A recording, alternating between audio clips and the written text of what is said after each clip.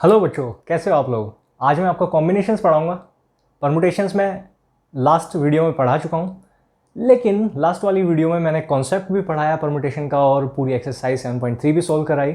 तो वीडियो बड़ी बन गई, 55 मिनट्स की। 55 मिनट की वीडियो बनने के बाद क्या हुआ, मेरे पास बच्चों के मैसेजेस आ गए कि सर वीडियो बहुत बड़ी है, इतनी बड़ी वीडियो कौन देखेगा। तो आज मैं क्या करने वाला हूँ, आज मैं वीडियो को दो पार्ट्स में बनाने वाला हूँ। पहले पार्ट में मैं क्या करूँगा, कॉम्बिनेशन का डिटेल्ड कॉन्सेप्ट डिस्कस करूँगा। देखो यहाँ पे लिखा है मैंने डिटेल्ड कॉन्सेप्ट डिस्कस करूँगा। और उसके बाद जो अगली वीडियो आएगी इसकी सक्सेसर, वो वीडियो में मैं आपको पूरी एक्सरसाइज 7.4 सोल्व कराऊंगा। तो आज बिना टाइम वेस्ट किए यहाँ पे शुरू करते हैं। लेकिन उससे पहले अगर अभी तक आपने मेरे चैनल को सब्सक्राइब नहीं किया है तो मेरे चैनल को सब्सक्राइब करें और बेल आइकन भी प्रेस करें ताकि आप इन फ्यूचर आने वाली वीडियोज़ को मिस ना करें। तो देखिए यहाँ पे स्टार्ट करते हैं। सबसे पहले कॉम्बिनेशन है क्या। कॉम्बिनेशन की अगर मैं बात करूँ, वैसे तो मैंने कॉम्बिनेशन के लिए पहले भी वीडियो बनाई है, लेकिन उस वीडियो में मैंने क्या किया था, परमुटेशन कॉम्बिनेशन दोनों का कंपैरिजन कराया था, दोनों का डिफरेंस बताया था कि दोनों में क्या डिफरेंस होता है। बच्चों को कई बार पता नहीं चल पाता कि कहाँ परमुटेशन लग रहा है, कहाँ कॉम्बिनेशन। तो आज मैं क्या करूँगा, आज सिर्फ और सिर्फ हमारा सेंटर ऑफ फोकस रहेगा कॉम्बिनेशंस को डिटेल में पढ़ेंगे। तो कॉम्बिनेशंस जो वर्ड है, इसको अगर किसी दूसरे वर्ड की हेल्प से डिफाइन करना हो तो यहाँ पे मैं इसको डिफाइन कर सकता हूँ सिलेक्शन की हेल्प से। मतलब अगर मैं बात करूं कॉम्बिनेशन या सिलेक्शन तो एक ही बात है। और सिलेक्शन क्या होता है, सिलेक्शन एक ऐसी चीज होती है जहां पर ऑर्डर मैटर नहीं करता। तो कॉम्बिनेशन में आप ये बात हमेशा ध्यान रखेंगे, ऑर्डर डजंट मैटर। ऑर्डर यहां से मायने नहीं रखता, ऑर्डर का कोई मतलब नहीं है। अब देखिए सिलेक्शन का मतलब क्या होता है, सिलेक्शन का मतलब होता है चुनाव। कुछ ऑब्जेक्ट्स हमारे पास पहले से उपलब्ध हैं और उनमें से आपको क्या करना है, कुछ ऑब्जेक्ट्स का चुनाव करना है, कुछ ऑब्जेक्ट्स का सिलेक्शन करना है। अब देखिए मान लो यहां से 3 प्लेयर हैं ए बी सी, और स्कूल को क्या करना है, स्कूल ने पहले क्या किया, आपके स्कूल ने एक लिस्ट बनाई बच्चों की कि भाई आगे हम चेस के लिए अपने यहाँ से अपने स्कूल से कुछ स्टूडेंट्स को आगे भेजने वाले हैं जो आगे हमें हमारे स्कूल को रिप्रेजेंट करेंगे। तो अब होगा क्या, स्कूल ने क्या किया, शॉर्ट लिस्ट करके दे दिए 3 नाम ए बी सी। भाई ए भी बड़ा अच्छा प्लेयर है, बी भी अच्छा प्लेयर है चेस का और बहुत अच्छा खेलते हैं चेस। तो अब हुआ क्या, स्कूल ने सोचा कि 2 का सिलेक्शन करेंगे, हम यहाँ पे 2 को भेजेंगे, 1 को रिजेक्ट कर देंगे। तो अब देखो अगर हम ऐसे सिलेक्शन कर ले, मतलब सिलेक्शन का ऑर्डर हम बात कर ले कि एक सिलेक्शन हो गया पहले ए का, बाद में सिलेक्शन हो गया बी का, या फिर हम सिलेक्शन इस तरीके से कर लें कि पहले बी को सिलेक्ट कर लिया जाए और बाद में ए को सिलेक्ट कर लिया जाए। पहले बी को सिलेक्ट किया गया, बाद में ए को सिलेक्ट किया गया, तो ए और बी दोनों खुश है ना, दोनों लोग हैं, दोनों खुश हैं क्योंकि सिलेक्शन तो हो गया। ऑर्डर डजंट मैटर, ऑर्डर यहां पर मायने नहीं रखता। ए का सिलेक्शन पहले, बी का सिलेक्शन बाद में, या फिर बी का सिलेक्शन पहले, ए का बाद में, ये दोनों एक ही बातें हैं। तो इसका मतलब क्या हुआ, यहां पर ऑर्डर मैटर नहीं करता। अब देखो ये तो बात हुई, हम यहाँ पे अभी 2 के सिलेक्शन की बात कर रहे हैं ना, तो देख लेते हैं यहाँ से और क्या क्या पॉसिबिलिटीज़ हैं और क्या क्या कॉम्बिनेशंस बन सकते हैं। अगर 2 लोगों को सिलेक्ट किया जाए तो ऐसा हो सकता है कि ए और बी को सिलेक्ट कर लिया जाए, सी को छोड़ दें। फिर ऐसा हो सकता है कि ए और सी को सिलेक्ट कर लिया जाए, और ऐसा भी हो सकता है बी और सी को सिलेक्ट कर लिया जाए। तो इसका मतलब अगर स्कूल के पास ये ऑप्शन है कि वो 2 बच्चों को भेज सकते हैं, तो वो इस तरीके से उनके पास 3 अलग अलग कॉम्बिनेशंस बनेंगे, 3 डिफरेंट सिलेक्शन के वेज होंगे। लेकिन अगर स्कूल के पास ऑप्शन हो कि एक ही बच्चे को सिलेक्ट कर सकते हो, तो यहाँ से तब देखो कितने तरीके से ऐसा काम कर सकते हैं। वो कह सकते हैं कि भाई ए अच्छा प्लेयर है, ए को भेज देंगे। अगर 3 में से 1 का सिलेक्शन करना हो तो सिर्फ ए सिलेक्ट हुआ, और 3 में से 1 का सिलेक्शन करना है, या तो ऐसा हो सकता है बी को सिलेक्ट कर लें, या फिर ऐसा हो सकता है कि सी को सिलेक्ट कर लें। तो यहाँ से भी 3 तरीके हुए अगर एक प्लेयर सिलेक्ट करना है तो। अब देखो स्कूल के पास मान लो कुछ ऐसी सिचुएशन आ गई कि इनमें से कोई भी सिलेक्शन ना करें, तो मैं आपको बता देता हूं कि 0 नंबर ऑफ प्लेयर्स का भी आप अगर सिलेक्शन करते हो ना, तो वो भी एक अपने आप में सिलेक्शन है, वो भी एक तरीका है कि तीनों में से एक भी सिलेक्ट नहीं हुआ। ठीक है, तो एक 0 किसी को भी सिलेक्ट ना करे तो ये भी अपने आप में एक कॉम्बिनेशन होता है। और अगर 1 का सिलेक्शन लगे तो देखिए यहाँ से 3 तरीके से ऐसा हो सकता है। अगर 2 प्लेयर का सिलेक्शन किया जाए तो ऐसा काम भी यहाँ से कैसे हो सकता है, 3 तरीके से हो सकता है। और मान लो स्कूल वाले ज़्यादा मेहरबान हो जाए, वहाँ से वो कहे कि भाई तीनों ही अच्छे हैं, चलो तीनों को मौका दे के देख लेते हैं, और यहाँ से अगर तीनों को भेज दिया जाए आगे, 3 लोगों में से 3 का सिलेक्शन करें, तो देखो वो एक ही तरीका होगा ए बी सी, मतलब ए बी सी तीनों साथ में सिलेक्ट हो गए, तो यहाँ से ये सिलेक्शंस पॉसिबल हैं। अब देखिए यहाँ पर एक बात समझनी है। अब यहाँ पे मैं साथ में आपको नोटेशन बताऊंगा। नोटेशन का मतलब होता है लिखने का तरीका। तो देखिए इसको हम कैसे समझेंगे। हमारे पास अवेलेबल ऑब्जेक्ट्स कितने हैं? ऑब्जेक्ट्स हैं यहाँ से 3 लोगों को हम ऑब्जेक्ट्स बोल सकते हैं मैथ्स की लैंग्वेज में। Anything which we can count is called as object in mathematics. तो देखिए यहाँ पे 3 लोग हैं, या फिर हम ऐसे समझ लेते हैं 3 ऑब्जेक्ट हैं। 3 ऑब्जेक्ट में से अगर हम एक का भी सिलेक्शन ना करें, तो अब देखिए यहाँ से मैं आपको एक नोटेशन समझाने वाला हूँ। हम लिखते हैं जो NCR, ये बताता है कि N ऑब्जेक्ट्स हैं, उसमें से R ऑब्जेक्ट्स का सिलेक्शन होगा और कितने कॉम्बिनेशन बोलो या सिलेक्शन बोलो। इसके लिए फार्मूला क्या है वो भी मैं बताऊंगा। इसको लिखने के और तरीके भी हैं यहाँ से। NCR इसको ऐसे भी लिखा मिलेगा, ये आपको ऐसा भी लिखा मिलेगा किसी किसी किताब में NCR आगे की तरफ। और एक तरीका और भी होता है यहाँ से कि जिसमें C लिखेंगे ऐसे कैपिटल, फिर ब्रैकेट लगाएंगे और ब्रैकेट में लिखेंगे NR। वहाँ पे ये बताना चाहते हैं वो कि N ऑब्जेक्ट्स में से R का सिलेक्शन हुआ है। तो देखिए अगर इस केस में हम देखें जहाँ पे एक केस आया था 0 का सिलेक्शन, किसी का भी सिलेक्शन नहीं हुआ, तो इसका मतलब वो था कि 3 ऑब्जेक्ट्स में से एक का भी सिलेक्शन नहीं हुआ, 3C0। अब यहाँ पर एक का सिलेक्शन हुआ था, देखिए एक पर्सन जाएगा, सिर्फ एक स्टूडेंट आगे खेलने जाएगा, तो इसका मतलब वो था हमारे पास 3C1। 3 ऑब्जेक्ट थे, 3 में से सिर्फ एक सेलेक्ट हुआ। और यहाँ पे जो 2 का सिलेक्शन हुआ था, इसको देखो 3 ऑब्जेक्ट थे लेकिन हमने एक बार में कितने सेलेक्ट किए? सिर्फ 2 सेलेक्ट किए। और यहाँ पे अगर तीनों का सिलेक्ट किया तो इसका मतलब हो गया 3C3।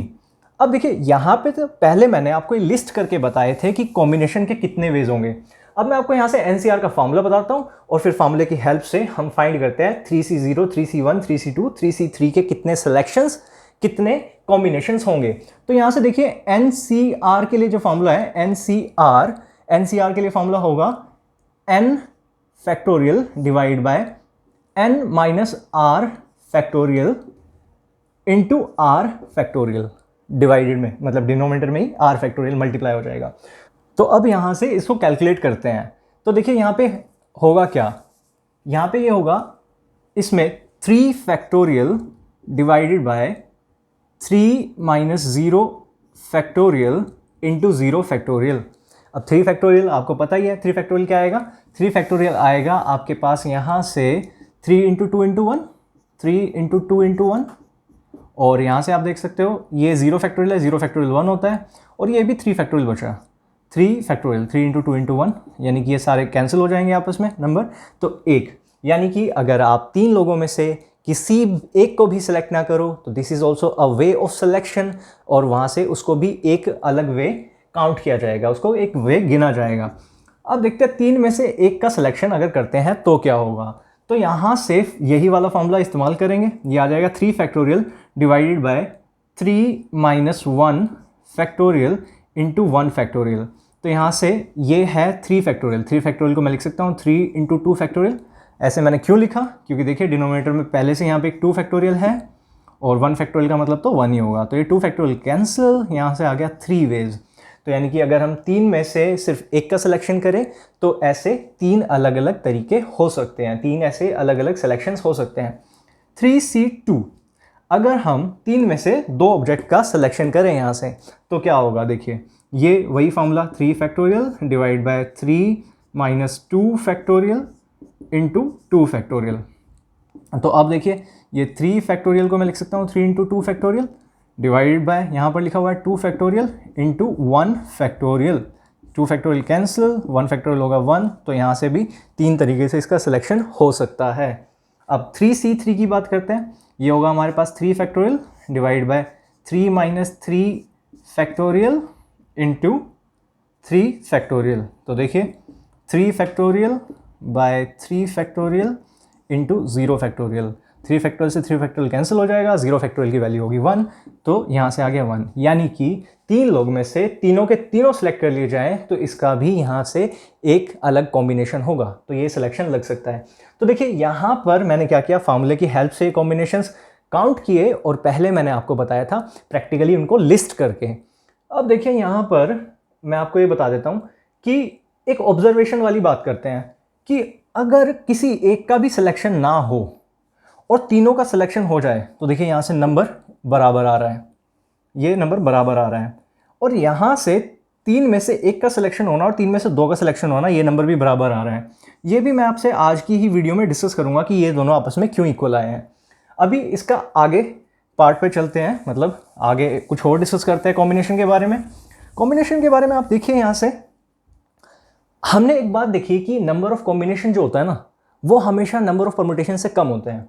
इसके लिए मैं पहले भी एक एग्जांपल दे चुका हूं आपको, फिर से एक एग्जांपल यहां पे मैं बता देता हूं। देखिए कि अगर मैं बात करूं 3 लोगों में से 2 का सिलेक्शन होना है, 3C2, और अगर मैं बात करूं 3P2, और वो 3 लोग हम मान लेते हैं कि ABC हैं, यहां पर होगा सिलेक्शन, कॉम्बिनेशन इज सिलेक्शन जहां पर ऑर्डर मैटर नहीं करता, परमुटेशन इज अरेंजमेंट जहां पर ऑर्डर मैटर करता है। तो इसका मतलब यहां पर मैं AB 2 का सिलेक्शन कर रहा हूं, AB, BC और AC, और यहां परमुटेशन के केस में क्या होगा, देखो परमुटेशन में क्योंकि ऑर्डर मैटर करता है तो वहां पर AB और BA को अलग माना जाएगा, और यहां से ऐसे ही आप देख सकते हो AC CA इनको अलग माना जाएगा, और BC CB इनको अलग माना जाएगा।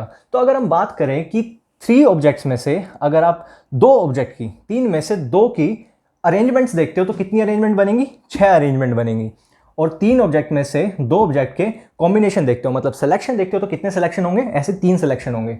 तो हमें एक बात समझ आ गई, नंबर ऑफ कॉम्बिनेशन हमेशा कम होगा नंबर ऑफ परमुटेशन से। तो अब आप इसको यहां से ऐसे समझिए कि अगर मैं 3C2 को यहां से मल्टीप्लाई कर दूं, किससे, यहां पे 2 फैक्टोरियल से मल्टीप्लाई कर दूं तो ये आ जाएगा 3P3 के बराबर। इसको, ये तो मैंने यहां से एक पर्टिकुलर केस लिया है, इसको इन जनरल भी मैं बता सकता हूं। देखिए अगर हम n ऑब्जेक्ट्स में से r ऑब्जेक्ट्स पे अरेंजमेंट लगाते हैं, यानी कि परमुटेशंस लगाते हैं, और n ऑब्जेक्ट में से ही हम यहाँ से करें सिलेक्शन, सिलेक्शन मतलब कॉम्बिनेशन r ऑब्जेक्ट्स का, तो आप यहाँ से समझ सकते हो कि जो कॉम्बिनेशंस है वो कम होंगे, तो इसको आपको यहाँ पर मल्टीप्लाई करना पड़ेगा r फैक्टोरियल से, तब ये बराबर आएंगे। तो हमारी ये यहाँ से फर्स्ट ऑब्जर्वेशन है। दूसरी बात देखिए, अब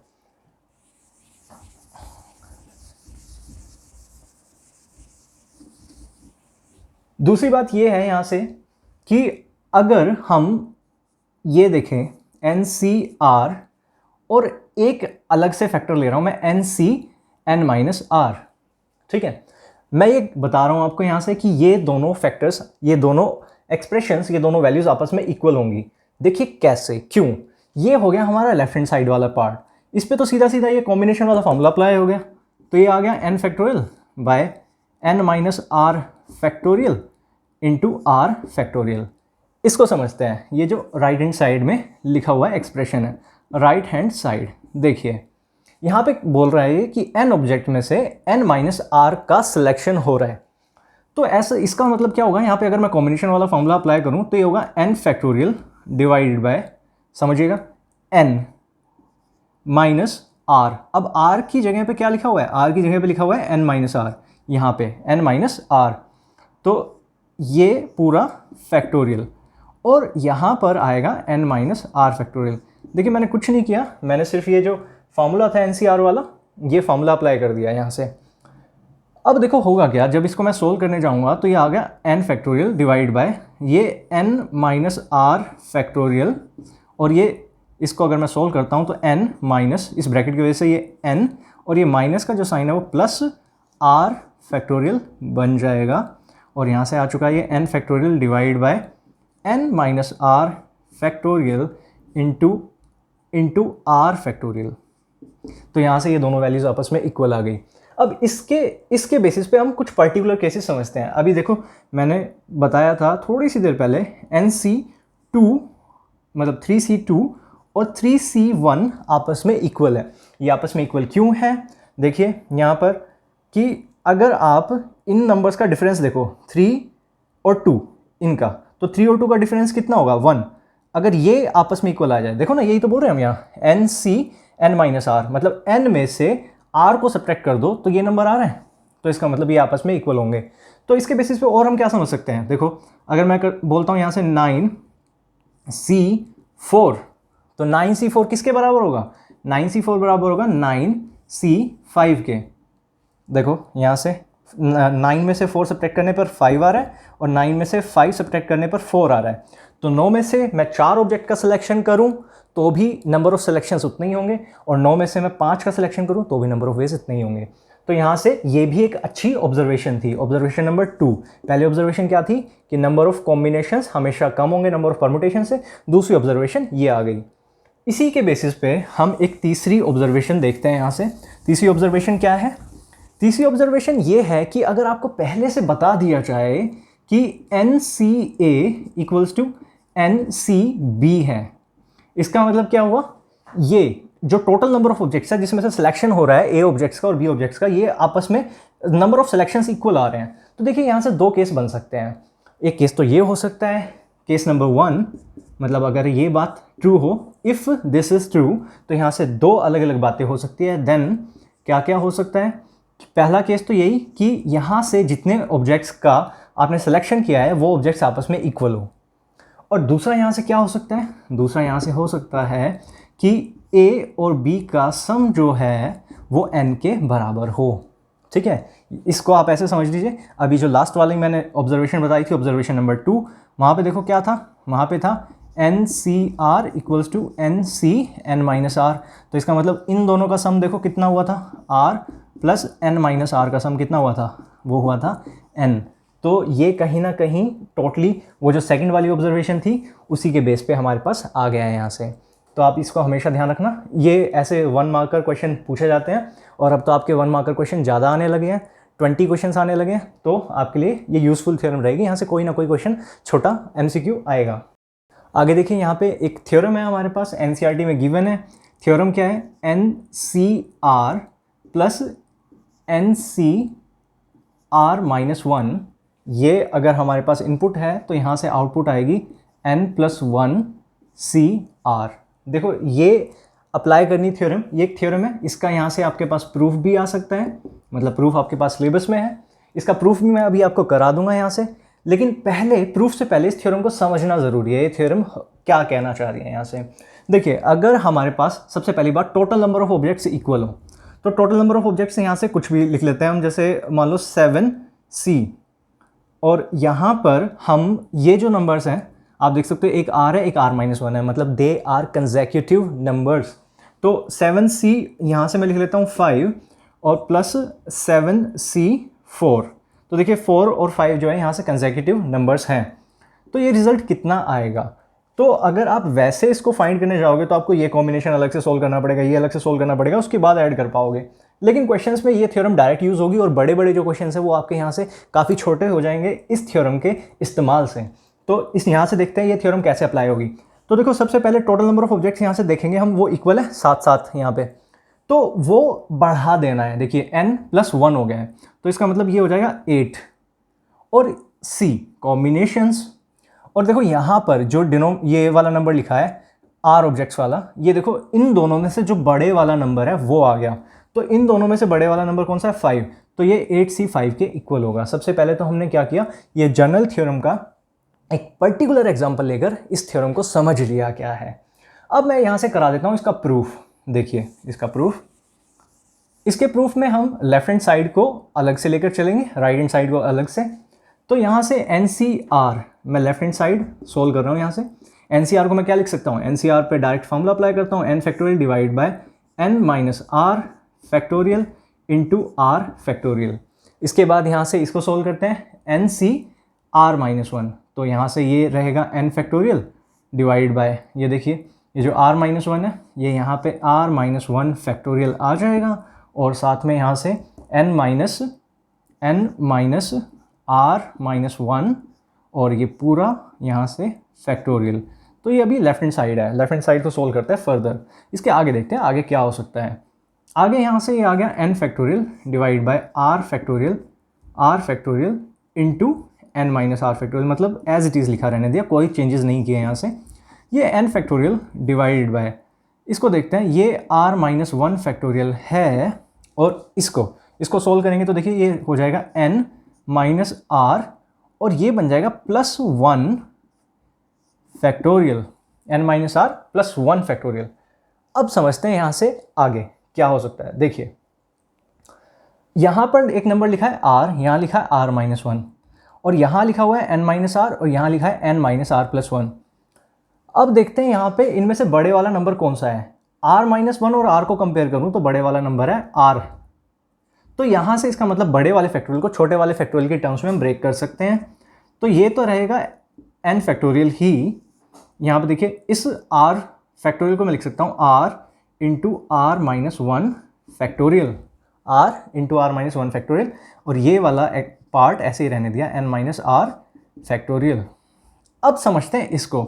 यहाँ पे ये n factorial as it is, ये जो है r-1 फैक्टोरियल ये भी ऐसा क्या ऐसे लिखा रहने दिया, और ये जो n माइनस आर +1 फैक्टोरियल है इससे छोटा नंबर होगा n माइनस आर।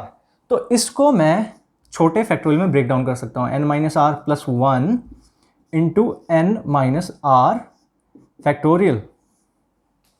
अब इसके बाद होगा क्या, यहाँ से देखिए इसके बाद ये होगा कि आप यहाँ पे एलसीएम ले सकते हो, क्योंकि हमारा यहाँ राइट हैंड साइड पे जो आंसर है वो एक सिंगल टर्म वाला आंसर है, तो इसका मतलब इनको कंबाइन करना है। तो इनको कंबाइन करने के लिए हम लेंगे एलसीएम। एलसीएम में हम क्या देखेंगे, एलसीएम में हम देखेंगे यहाँ से कॉमन फैक्टर क्या है, कॉमन फैक्टर्स के हिसाब से हम एलसीएम लेंगे। तो देखिए यहाँ से कॉमन वाला फैक्टर क्या है, ये जो फैक्टोरियल वाली टर्म है और ये जो फैक्टोरियल वाली टर्म है ये दोनों यहाँ पर है, तो इसका मतलब ये तो कॉमन वाली चीज़ आ जाएगी r-1 फैक्टोरियल और into n minus r factorial. तो जो कॉमन वाले हैं उनको एक बार लिख दिया, एलसीएम लेने का तरीका ये रहेगा, और जो यहाँ से कॉमन नहीं है उनको भी यहाँ लिखना पड़ेगा। तो ये आ गया r into n minus r +1। अब देखिए एलसीएम का डिनोमिनेटर तो लिख लिया हमने, एलसीएम लेने के बाद न्यूमरेटर की बात करते हैं। न्यूमरेटर के केस में क्या होगा, एलसीएम को जब हम डिवाइड करेंगे ये वाला फैक्टर यहाँ से डिवाइड हो जाएगा, ये फैक्टर डिवाइड हो जाएगा, ये डिवाइड हो जाएगा, यानी कि यहाँ से रह गया n फैक्टोरियल इंटू, या फिर हम एक काम और भी कर सकते थे, वैसे तो इस n फैक्टोरियल को ही पूरा बाहर कॉमन ले लेते हैं, पर चलो कोई बात नहीं अभी नहीं लिया तो रहने देते हैं।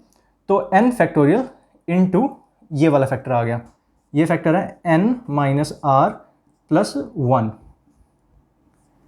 प्लस का साइन है यहाँ पर, और यहाँ से देखिए ये फैक्टर कैंसिल, ये वाला फैक्टर कैंसिल और ये वाला फैक्टर भी कैंसिल, सिर्फ यहाँ से बचा r, तो n फैक्टोरियल इंटू r।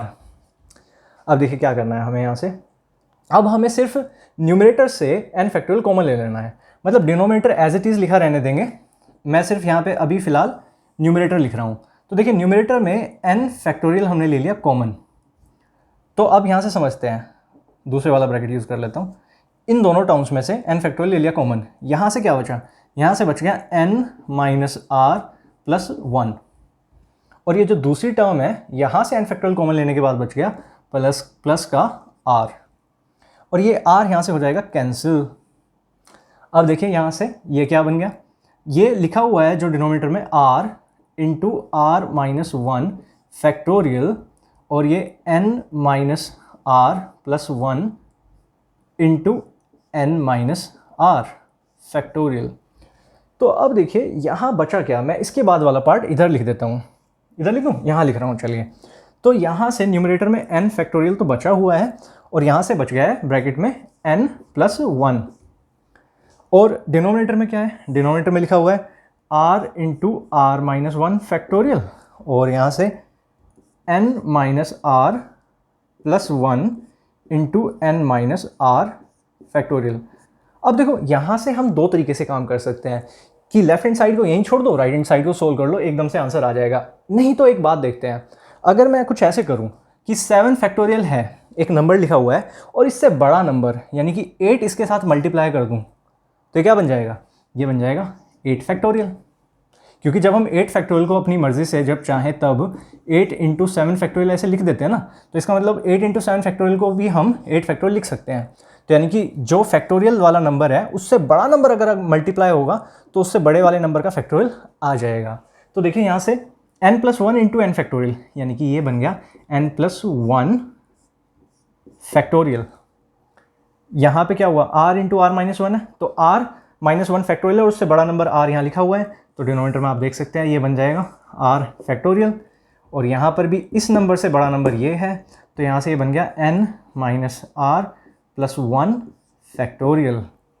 तो यहाँ से ये हमारा लेफ्ट हैंड साइड आ गया, लेफ्ट हैंड साइड को यहाँ छोड़ देते हैं और एक बार सिर्फ फार्मूला अप्लाई करना है। राइट हैंड साइड के लिए क्या करना है, सिर्फ फार्मूला अप्लाई करना है, n प्लस 1 सी आर। तो ये होगा n plus 1 factorial divide by n plus 1 minus r factorial into r factorial. देखिए ये दोनों एक्सप्रेशन बिल्कुल सेम है, बस यहाँ पे ये जो टर्म्स है ये आगे पीछे स्विच हो गई है। तो इसका मतलब हमारे पास left hand side equals to right hand side आ गया है, यानी कि ये थ्योरम भी हमारे पास यहाँ से इसका प्रूफ मिल गया है हमें। तो इसका मतलब ये थ्योरम वैलिड है और इस थ्योरम का हमने प्रूफ भी कर लिया है। इसके साथ हमारा यहाँ से कॉम्बिनेशन का जो बेसिक डिटेल कॉन्सेप्ट है वो ख़त्म होता है और आज की वीडियो भी इसी के साथ हम ख़त्म करते हैं। जल्दी ही मैं नेक्स्ट वीडियो बनाऊँगा, नेक्स्ट वीडियो में मैं इसकी कॉम्बिनेशन की पूरी एक्सरसाइज सोल्व कराऊँगा, NCERT की एक्सरसाइज 7.4।